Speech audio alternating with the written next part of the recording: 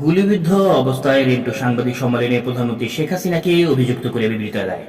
সরকার প্রধান হিসেবে শেখ হাসিনা এই অভিযোগের কোনো তদন্ত না করায় অভিযোগের সত্যতা প্রমাণিত হয় এবং এই অভিযোগে কোনো প্রতিবাদ না করে মৌনতা প্রদর্শন করায় প্রমাণ করে শেখ হাসিনা অভিযুক্ত এবং তিনি অভিযোগ স্বীকার করেছেন বা মেনে নিয়েছেন।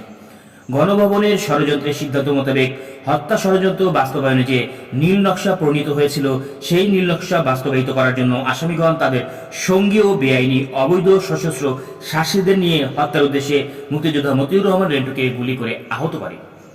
রেন্টুর লাশ নিয়ে যেতে ব্যর্থ হয়ে অবৈধ অস্ত্রধারী আসামিগণ মুক্তিযোদ্ধা মতিউর রহমান রেন্টুর স্ত্রী নাবালিকা কন্যাদের অপহরণ করার চেষ্টা চালায়, কিন্তু অপহরণ করতে ব্যর্থ হয়। অতঃপর তাহারা মুক্তিযোদ্ধা মতিউর রহমান রেন্টুর স্ত্রী কন্যা পরিবারকে 2000 সালের 20 জুন থেকে 2001 সালের 15 জুলাই পর্যন্ত জিম্মি আটক করে রাখে।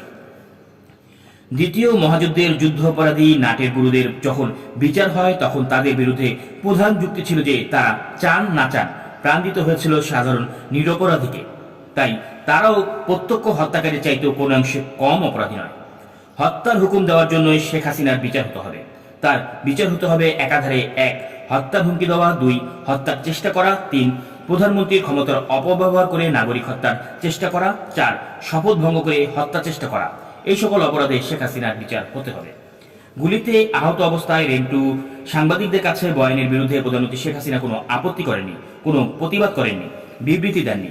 সরকার প্রধান হিসেবে তিনি রেন্টুর দেওয়া অভিযোগ এবং গুলিবিদ্ধ হওয়ার ঘটনা কোনো পুলিশি তদন্ত করেননি। একাধারে ধরে নেওয়া যায় যে তিনি রেন্টুর দেওয়া অভিযোগ মেনে নিয়েছেন।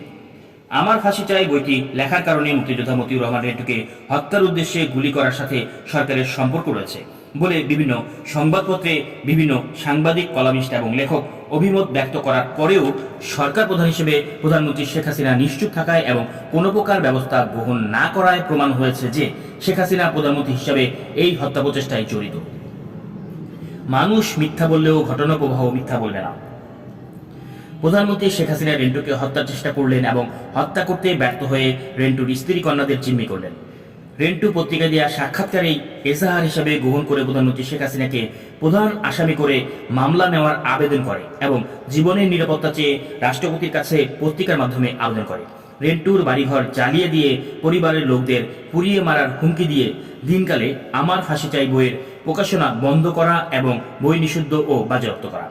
শেখ হাসিনা রেন্টুকে না চেনার ভান এবং আওয়ামী লীগের তৎকালীন সাধারণ সম্পাদক সংসদের উপনেতা শেখ হাসিনা সরকারের স্থানীয় সরকার, পল্লী উন্নয়ন ও সমবায় মন্ত্রী জিল্লুর রহমানকে দিয়ে তিনি শেখ হাসিনা রেন্টুকে চেনেন না মর্মে বিবৃতি দেওয়ান। অতঃপর প্রধানমন্ত্রী শেখ হাসিনা তৎকালীন বিরোধী দলীয় নেত্রী বেগম খালেদা জিয়াকে উদ্দেশ্য করে এটা ফরমায়েশি বই, এই বই লেখাতে কত টাকা দিয়েছেন এবং কত কপি কিনে বিতরণ করা হচ্ছে তা আমাদের জানা আছে। অবশেষে তিনি এটা বানোয়াট বই, তা নিয়ে এত হইচই। তারপর বললেন রেন্টু একটা দলের এজেন্ট হয়ে কাজ করছিল, এজন্য তাকে বের করে দেওয়া হয়েছে। আমাদের স্বভাব চরিত্র কি তা দেশের মানুষ জানে। মাননীয় আদালত এবং জুরি মণ্ডলী, উল্লেখিত সকল ঘটনা একই সূত্রে গাথা এবং একই ধারাবাহিকতায় সংগঠিত এবং একই ব্যক্তি ও গোষ্ঠীর দ্বারা সংগঠিত।